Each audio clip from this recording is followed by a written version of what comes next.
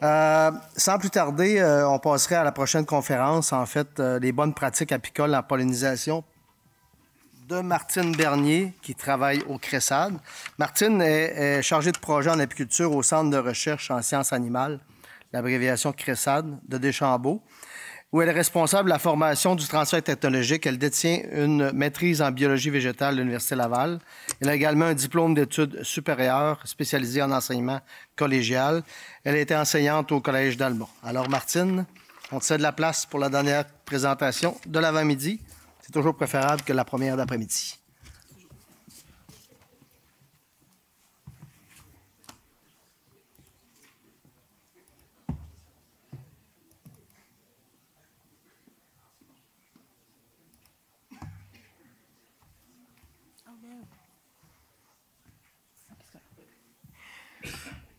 Bonjour à tous. Donc aujourd'hui, moi, je vais vous présenter les bonnes pratiques apicoles en pollinisation.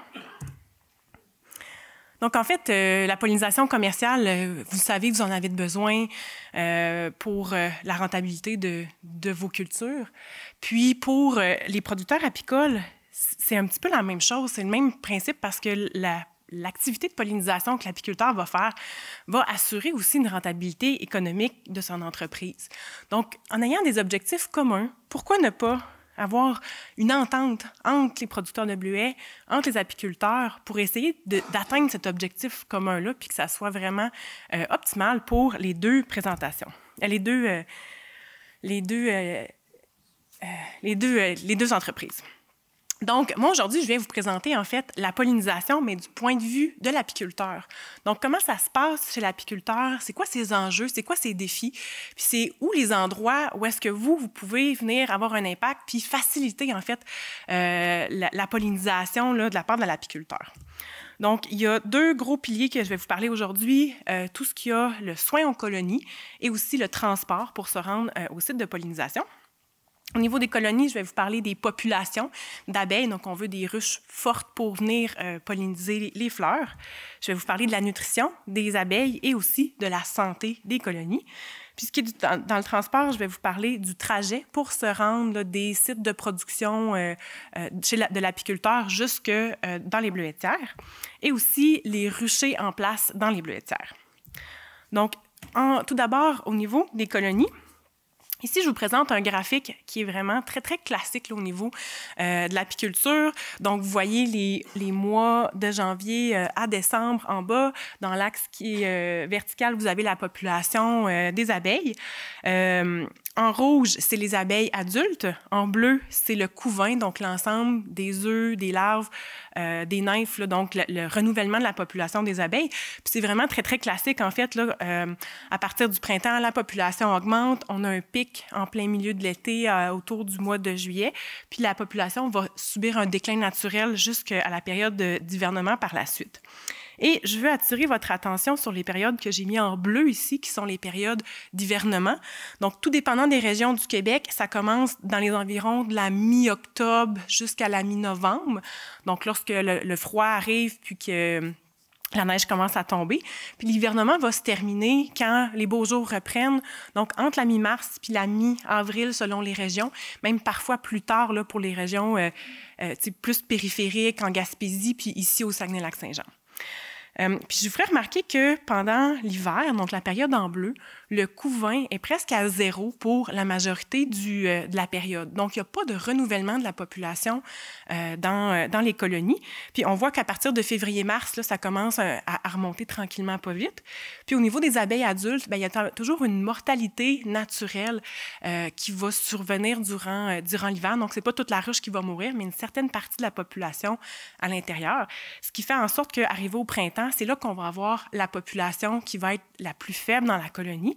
Et là, l'apiculteur, son travail, ça va être de devoir aider les abeilles à remonter la population là, pour avoir des quantités d'abeilles intéressantes au niveau de la population. Puis ça va changer en fonction des saisons. Donc, le printemps passé, on avait eu un printemps qui était très tardif, donc ça a été long. Donc, tantôt, on parlait que ça n'était pas favorable pour les insectes ravageurs des bleuets. Bien, c'était pas favorable tant que ça pour les abeilles non plus. Ça fait partie un peu du jeu. Puis ici, je vous ai mis la saison approximative là, du début de la floraison du bleuet. Donc ici, j'ai mis environ là, au début juin. Donc fin mai, début juin, ça va être là le moment où vous allez avoir besoin des ruches, en fait, là, dans vos champs pour la pollinisation. Puis, si je fais un petit calcul rapide, si je dis qu'en moyenne, l'apiculteur va sortir ses ruches à la mi-avril, puis que les ruches vont être dans les champs de bleuets à partir du 1er juin, ça nous fait une période de 45 jours pour la préparation des ruches au printemps. Puis ça, en termes de vie d'abeilles, c'est quand même assez court. Ici, le graphique en haut que je vous ai montré, c'est la durée du développement d'une abeille ouvrière, de l'œuf jusqu'à l'abeille adulte, qui va durer 21 jours. Si je fais un petit calcul rapide, ça veut dire que dans ce 45 jours-là, ça va être environ 2 cycles de développement que les abeilles vont pouvoir faire. C'est pas beaucoup. Ça va dépendre de la température, ça va dépendre de la nutrition, donc des fleurs qui sont disponibles pour les abeilles. Donc, ça se peut que ça soit difficile pour les apiculteurs d'avoir une population qui va être suffisante pour assurer le service de pollinisation là, rendu à la fin mai, début juin. Puis, dans cette période-là, il y a vraiment beaucoup d'étapes qu'il va devoir faire. Je vais vous présenter les principales dans les prochaines diapos. Donc, la première, ça va être de faire l'inventaire des colonies. Donc, à la fin de l'hivernement, qu'est-ce qui reste comme colonies vivantes? Combien il en reste qui sont mortes? Puis, est-ce que ces colonies vivantes-là, j'en ai assez pour assurer le service de pollinisation là, que j'ai eu sur mon contrat?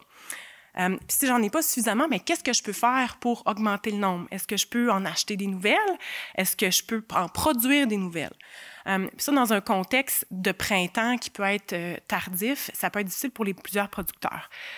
En bas ici, je vous ai mis les photos de nucléi. Donc, c'est des petites unités, donc des bébés ruches finalement qu'on va refaire. Donc, c'est possible de prélever justement des cadres dans une colonie mère puis d'en faire des nouveaux. Sauf que si on fait ça au printemps, bien, nous, on diminue la population des colonies qu'on a déjà. Puis, si tout le monde est en manque d'abeilles, bien, de refaire des nouvelles colonies comme ça, bien, c'est pratiquement sûr qu'ils ne seront pas assez fortes pour assurer la pollinisation au début juin. Puis, on peut en acheter d'étrangers aussi.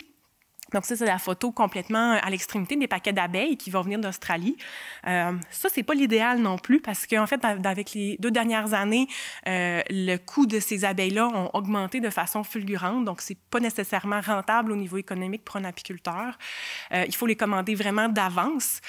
Puis, historiquement, là, c'est plus l'Ouest canadien qui a la majorité des paquets d'abeilles. Au Québec, il nous en reste pas beaucoup. Et aussi, on a un petit peu la difficulté que c'est des abeilles qui viennent d'Australie, qui sont pas bien adaptées à nos conditions locales. Puis, ça en fait en sorte d'augmenter l'incidence de certaines maladies aussi chez les abeilles.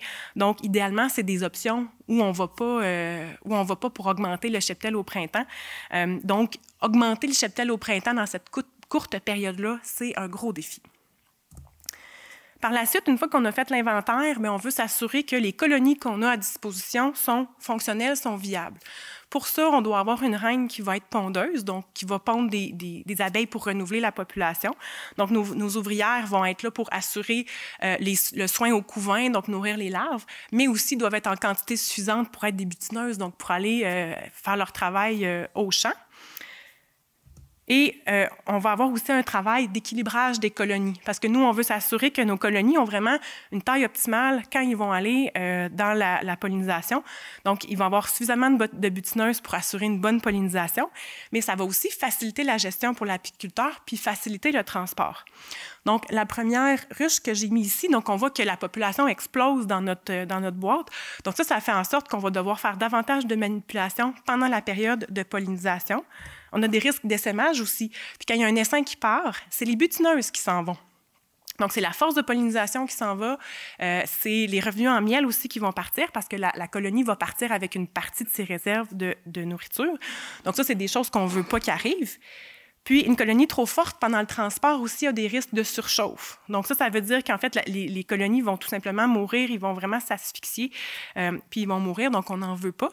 Et à l'inverse, si on a des colonies qui sont trop faibles, bien là, il n'y aura pas une bonne pollinisation, mais aussi peut-être qu'il va falloir les nourrir. Donc, on va avoir différentes opérations de plus à faire. Puis, pour un apiculteur, bien, si de votre côté, on a la communication sur qu'est-ce qui se passe dans les ruches, est-ce qu'il fait beau, est-ce qu'il y a l'air d'avoir beaucoup de butinage, est-ce qu'il y a eu du gel sur les fleurs, mais ça va faire en sorte que l'apiculteur va être mieux préparé pour faire ses opérations. Parce que lui, il y a souvent beaucoup de routes à faire là, pour aller jusqu'au lac Saint-Jean. Donc, est-ce qu'il va devoir est-ce que les ruches vont être tellement grosses qu'il va devoir se préparer, par exemple, à faire des nucléi pour réduire les populations puis réduire l'essaimage? Ou les ruches sont tellement faibles que là, il faut qu'ils arrivent avec des nourrisseurs puis du sirop pour nourrir. Donc, ce qui est deux organisations, deux transports qui sont complètement différents au niveau de son efficacité. Donc, avec une bonne communication avec vous, il est mieux capable de planifier ses opérations. Et ensuite, après la gestion vraiment au niveau de la population, on va optimiser la nutrition. Quand nos abeilles partent de chez le producteur, de chez l'apiculteur, ils sont souvent dans un environnement floral un peu plus riche, un peu plus diversifié.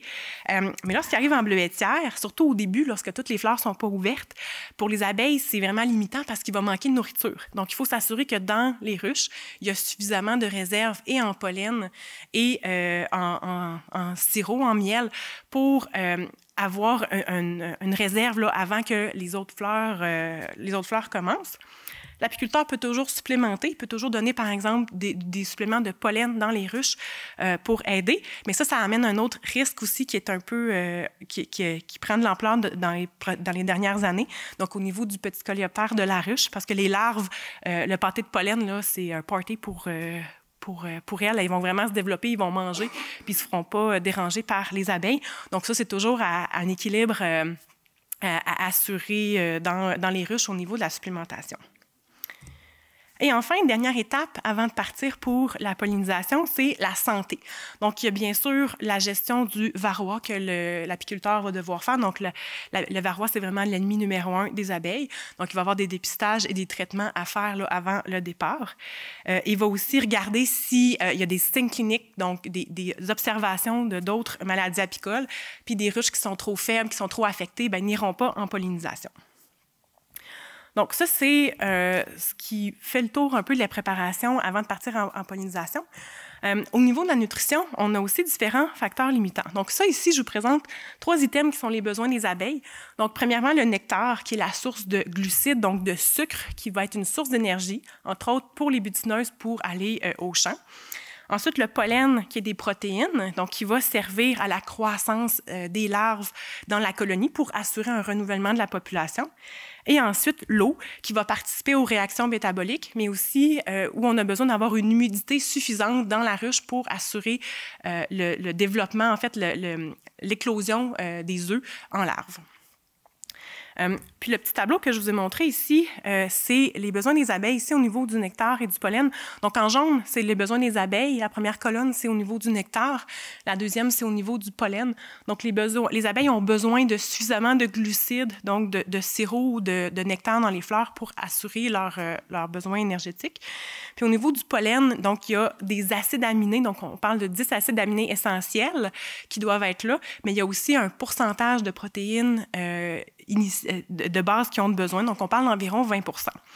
Puis en bleu, on a la première ligne qui est les fleurs de bleuet en tant que telles. Puis la deuxième, c'est l'environnement de la bleuetière, donc qui comprend les autres fleurs qui sont autour. Ça, ces données-là, en fait, là, c'est deux études, donc, dont une qui avait été faite ici au Saguenay-Lac-Saint-Jean. Puis on se rend compte qu'au niveau de l'environnement de la bleuetière et des fleurs de bleuet, souvent, c'est pas suffisant, surtout au niveau du pollen. Donc, on atteint, là, avec l'environnement de la bleuetière, autour de 16 % de protéines versus le 20 % qui est nécessaire. Donc, les abeilles se retrouvent, en quelque sorte, en carence nutritionnelle lorsqu'elles sont trop longtemps dans des périodes où il n'y a pas suffisamment de fleurs, de diversité pour elles. Une des solutions pour l'apiculteur, c'est encore une fois de mettre des pâtés de pollen, mais ce n'est pas la panacée. La façon dont les pâtés de pollen sont faits, on dirait que ça ne répond pas suffisamment aux besoins des abeilles.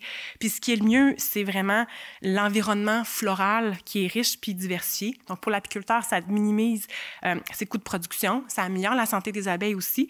Puis pour vous, ça favorise aussi d'autres pollinisateurs indigènes qui auraient ces sources florales là. Donc, il existe différents calendriers. Là. Ça, c'est issu d'un guide du CRAT, en fait, pour les bonnes pratiques pour les pollinisateurs. On ne pourrait pas passer à côté de l'eau si on parle au niveau de la nutrition. Donc, c'est vraiment important pour les abeilles d'avoir de l'eau à proximité, donc environ là, dans les 100 mètres autour des ruches, parce que sinon, ils vont aller le chercher vraiment loin. Donc, ils peuvent aller jusqu'à maximum là, 10 km pour aller chercher de l'eau. Donc, pendant ce temps-là, ils ne vont pas butiner les fleurs de bleuet. Donc, on peut ajouter un petit peu de sel aussi dans l'eau pour augmenter l'attractivité. On renouvelle fréquemment aussi pour éviter une eau stagnante, parce que l'eau stagnante va vraiment favoriser la prolifération là, des bactéries, des micro-organismes. Puis, on doit avoir des dispositifs aussi qui sont sécuritaires pour les abeilles, donc pour éviter qu'elles ne se noient dans l'eau, parce que les abeilles, bon, elles volent, elles ne nagent pas. Elles n'ont pas appris à nager encore. Ça, je pense que c'est quand même dans les productions de bleuets ici, c'est quand même quelque chose qu'on entend souvent, là, qu'il y a beaucoup de producteurs qui mettent des abreuvoirs d'eau pour les abeilles. Ensuite, pour la santé, donc la gestion des maladies, tantôt, je vous avais dit que l'apiculteur va faire, avant le départ, donc une gestion de son varroa, il va observer les signes cliniques. Mais ce qui arrive avec les autres maladies apicoles, la loque américaine, la loque européenne, la nosémose, le couvain plâtré, c'est que c'est toutes des maladies qui sont causées par des micro-organismes, des bactéries, des champignons, des microsporidies. Puis il y en a dans à peu près toutes les ruches du Québec, mais à des niveaux qui sont plus ou moins variables. Puis ce qui arrive avec ces maladies-là, c'est que tant que la ruche va bien, qu'elle est en équilibre, mais les signes cliniques, ils sont cachés, ils ne sont pas observables. Mais dès qu'on est en présence de stress, là, les signes cliniques des maladies vont augmenter, puis ça va avoir un effet, en fait, sur le couvain. Donc, les abeilles vont mourir à l'intérieur de la colonie. La population va vraiment diminuer. Puis ces stress-là, souvent, c'est des stress, par exemple, liés au transport, donc pour se rendre jusqu'au site de pollinisation, et aussi des stress au niveau de la nutrition. Dans les diapos précédentes, je vous ai montré qu'il y avait quand même des stress nutritionnels dans les bleuetières. Donc, ça arrive quand même vraiment souvent que les ruches, une fois que la pollinisation du bleuet est finie, donc il va y avoir des signes cliniques qui vont être plus importants. Donc, ça, c'est vraiment toutes les maladies. Là, souvent, les principales, ça va être la loque européenne puis le couvain plâtré, là, majoritairement, qui vont ressortir. Puis aussi, si on a une forte densité de ruches, donc beaucoup d'apiculteurs différents qui ont des statuts sanitaires différents, ça va augmenter aussi les risques de contamination. Entre autres, la loque américaine qui est hyper contagieuse et le petit coléoptère de la ruche aussi qui peut se déplacer sur des grandes surfaces. Puis ces deux-là, c'est deux maladies à déclaration obligatoire. Donc, il faut quand même faire attention à ce niveau-là.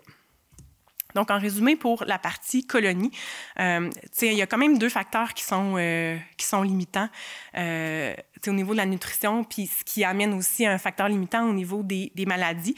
Donc, ça va faire en sorte qu'au lieu que la population, donc une fois que la pollinisation du bleuet est terminée, qu'elle pourrait continuer sa croissance vers le haut, bien, ça va faire en sorte que sa croissance va arrêter puis elle va rediminuer aussi.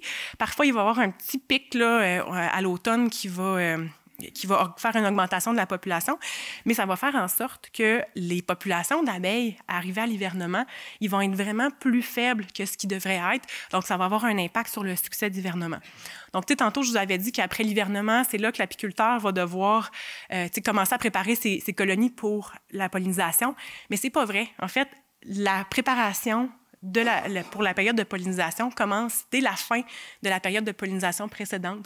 Donc, pour s'assurer que les colonies sont en santé, puis arrivent à l'hiver avec une population forte et en santé. Ensuite, deuxième pilier, le transport des colonies. Donc, les transports des abeilles se font durant la nuit parce que les abeilles donc s'orientent avec le soleil et une fois que le soleil est couché, finalement, ils sont de retour à la ruche et on peut transporter tout le monde. Donc, c'est vraiment les butineuses qu'on veut apporter. Puis aussi, donc ça, c'est quand même une grosse contrainte parce que c'est pas nécessairement évident là, de faire des déplacements de nuit, surtout un apiculteur qui, normalement, se déplace de jour tout le temps. Puis le deuxième risque, c'est la surchauffe des abeilles. Donc, si les abeilles sont vraiment très, très agitées, s'il fait chaud, s'il y a une température, une ventilation qui est inadéquate, bien, ça va faire en sorte que les abeilles vont vraiment s'agiter, ils vont surchauffer, ils vont complètement s'asphyxier finalement, puis ils vont mourir. Donc, le transporteur devra faire hyper attention dans ses déplacements pour avoir des situations le plus idéales possible et aussi un trajet le plus direct possible, donc pas d'arrêt ou le moins possible durant son déplacement. Donc, ça veut dire qu'il va devoir anticiper les détours. S'il y a des routes qui sont barrées, s'il y a des détours qui ne sont pas nécessairement praticables en camion, puis que vous le savez parce que c'est dans votre région, mais c'est une bonne idée de donner un appel à votre apiculteur et de dire « Hey, par là, ça ne passe pas, c'est mieux de prendre tel détour ». Il faut aussi limiter les arrêts. Donc, il ne faut pas trop... il faut avoir vraiment notre réservoir d'essence vraiment plein parce que si on arrête à une station-service pour faire le plein puis qu'il y a la lumière du dépanneur qui est ouverte pendant la nuit, bien, pour les abeilles, c'est comme un soleil. Fait qu'ils vont vouloir sortir. Fait que, le moins possible d'arrêts pour manger, pas de pause pipi. Il faut s'assurer que nos camions sont en bon état aussi pour éviter d'avoir des pannes, puis d'avoir un plan B là, en cas de panne. Puis le plan B, ça peut être aussi de votre côté là, pour aider à apporter les ruches s'ils sont plus proches des bleuetières que de l'autre côté. Puis aussi pour l'apiculteur, c'est quand même des longues journées de travail. Les apiculteurs qui sont commerciaux en pollinisation, qui sont bien rodés, souvent ont différentes équipes. Ils ont une équipe pour le chargement, une équipe pour faire la route, une équipe pour faire le déchargement. Mais des plus petits apiculteurs qui voudraient commencer en pollinisation, mais qui n'ont pas le personnel adéquat, mais souvent, ils doivent tout faire. Puis ça fait quand même des longues journées de travail, puis des déplacements de nuit. Donc, c'est vraiment très, très difficile. Puis la marge de manœuvre est vraiment, vraiment réduite. Ici, je vous fais un exemple un peu plus concret. Donc, un apiculteur qui voudrait partir de la Montérégie. Donc, on a beaucoup d'apiculteurs qui sont dans ce coin-là, en Montérégie, puis qui voudraient aller à Saint-Félicien. Selon Google Maps, si on fait un trajet là, sans trop s'arrêter, c'est à peu près 7 heures de route. Puis, à Montérégie, fin mai, début juin, le soleil va se coucher vers 8 heures le soir environ. Donc, l'apiculteur va commencer à embarquer ses ruches sur son camion un petit peu avant, donc parce que quand le soleil se couche, c'est pas tranché au couteau, ça va être un petit peu progressif. Donc, il dit que ça prend environ 1 heure là, mettre les ruches sur son camion. Il va partir vers 21 heures. Puis, 7 heures de route plus tard, il va arriver à Saint-Félicien à 4 heures du matin. Puis, à Saint-Félicien, fin mai, début juin, bien, le soleil se lève à 5 heures du matin. Fait que ça lui fait une marge de manœuvre d'environ 1 heure pour décharger ses colonies, ce qui est vraiment, vraiment pas beaucoup. Parce qu'en fait, là, les abeilles doivent être sur les sites finaux une fois que le soleil se lève, parce qu'elles, dès que le soleil est là puis qu'ils peuvent sortir des ruches, ils vont commencer à s'orienter. Puis s'ils commencent à s'orienter pendant qu'ils sont sur le camion, bien, quand ils vont revenir de leur vol d'orientation, ils ne vont pas aller où est-ce que la ruche a été nouvellement déposée, ils vont aller sur le camion. Donc, c'est des butineuses que vous allez perdre chez vous pour la force de pollinisation. Donc, vous, ce que vous pouvez faire, en fait, c'est vraiment d'aider le plus possible l'apiculteur à ce que ça aille bien pour le trajet puis pour le déchargement. Puis une fois que le trajet est terminé, puis on arrive dans la bleuetière, mais on ne voit pas grand-chose. Je ne sais pas si vous avez souvent fait le tour de vos bleuetières pendant la nuit, là, mais moi, pour en avoir fait des déplacements de nuit, là, bien, quand on ne connaît pas la place, on a bien, un chemin, un champ, une brise-vent, un champ, un chemin. C'est vraiment tout du pareil au même. C'est hyper facile de se perdre dans une bleuetière la nuit. L'idéal, c'est vraiment que le chauffeur ait été sur les lieux durant le jour puis connaisse vraiment les lieux. Mais même à ça, ça se peut qu'ils se perdent. Tous les apiculteurs, ils ont des histoires qui sont perdues dans les champs. C'est arrivé à tout le monde parce que c'est trop... On voit rien. Puis avec une flotte de 53 pieds, là, c'est pas évident non plus de reculer dans différents endroits. Donc ça, il faut un petit peu l'anticiper pour l'apiculteur. Donc, ce que vous pouvez faire pour aider, finalement, pour qu'ils se retrouvent, donc de fournir les cartes, donc les cartes papier avec, tu sais, s'il faut là, marquer au crayon, c'est où les sites, puis c'est où le trajet qu'il faut aller, donc quel endroit qu'il faut éviter, où est-ce qu'on peut se retourner, où est-ce qu'on peut, tu sais, aller du point A au point B pour y aller puis ressortir. Puis fournir les points GPS des emplacements aussi, donc pour s'assurer d'avoir, tu sais, une aide électronique là, en plein milieu de la nuit. Faut aussi identifier clairement les chemins d'accès puis les ruchers avec des bandes réfléchissantes comme ça. C'est vraiment une bonne idée parce que de soir, on les voit très, très bien. Puis, tu sais, il faut vraiment y aller, tu sais, pas à pas, là, mettre des flèches puis indiquer vraiment clairement où est-ce qu'il faut passer. Puis, penser à l'accessibilité aussi. Si vous avez des clôtures qui sont fermées, si vous avez des cadenas, il faut qu'ils soient ouvertes. Il faut que le transporteur ait les clés pour les ouvrir. Puis, s'il y a des tuyaux d'irrigation qui sont en plein milieu du chemin, des tuyaux solides, bien, il faut penser soit à une route alternative ou les enlever là, la journée la nuit que l'apiculteur va être là. Puis aussi, ça aide toujours d'avoir une personne ressource sur place. Donc, quelqu'un qui va attendre le transporteur pour vraiment le diriger dans les bleuetières ou quelqu'un qui est sur appel qui va pouvoir venir en cas de pépin pour aider. Puis, les emplacements des ruches aussi, il faut les optimiser. Donc, tantôt, je vous ai dit que la marge de manœuvre n'était pas très, très grande pour l'apiculteur pour déposer ses ruches. Donc, il faut vraiment limiter le nombre de sites de déchargement. Donc, des sites plus volumineux, donc plus de ruches, mais un peu moins de sites pour que ça aille vraiment plus vite pour le déchargement. Donc ça, en discutant avec votre apiculteur, là, il va être en mesure aussi de vous indiquer qu'est-ce que ça prend comme espace pour combien de ruches, qu'est-ce que lui aimerait avoir, puis que ça soit optimal aussi pour les densités pour les champs. Puis aussi de lui demander, donc, qu'est-ce qu'il y a comme camion? Comment il décharge? Parce que certains camions qui vont devoir être déchargés par l'arrière, puis d'autres qui vont devoir être déchargés sur le côté avec, les lifts pour se déplacer. C'est pas le même espace qu'il y a de besoin pour tourner autour. Puis, de prévoir les sites de façon à ce qu'il y ait de l'espace pour manœuvrer. Puis, s'il ne peut pas, puis qu'il doit piler dans les champs, bien, de lui indiquer clairement où est-ce qu'il peut piler pour pas que ça endommage trop votre culture non plus, parce que son but, c'est pas d'endommager non plus vos cultures. Donc, vraiment, d'optimiser la circulation, puis autant pour aller porter les ruches que pour le retour. Donc, est-ce qu'il y a des endroits qui sont sécuritaires pour se reculer? Est-ce qu'on a un trajet qu'on pourrait faire pour retourner facilement à l'entrée? S'il y a des sites qui sont un peu plus ou moins praticables, là, qui sont plus mous, bien, il faut l'indiquer aussi parce qu'en pleine nuit, bien, il ne verra pas que c'est plus mou parce qu'on ne voit rien, puis c'est sûr qu'il va s'enliser.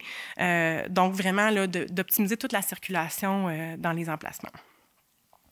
Donc, en conclusion, c'est vraiment la communication, en fait, qui est la clé. Donc, de dire à votre apiculteur, c'est quoi vos besoins, de lui demander c'est quoi ses besoins pour qu'ensemble, on puisse optimiser le tout. Puis, si vous avez des contraintes aussi au niveau de la biosécurité pour la mouche du bleuet, mais ça, c'est une autre chose que vous pouvez lui parler. Donc, qu'est-ce que vous avez besoin? Est-ce qu'il y a des stations de lavage? De lui répéter les bonnes pratiques au niveau des palettes, des choses comme ça. Donc, c'est vraiment dans les deux sens. Puis surtout, avoir de l'écoute. Donc, savoir qu'est-ce qui est le mieux pour lui. Puis, il va être vraiment plus enclin à ce que ça aille bien aussi de votre côté. Donc, je vous remercie beaucoup pour votre écoute.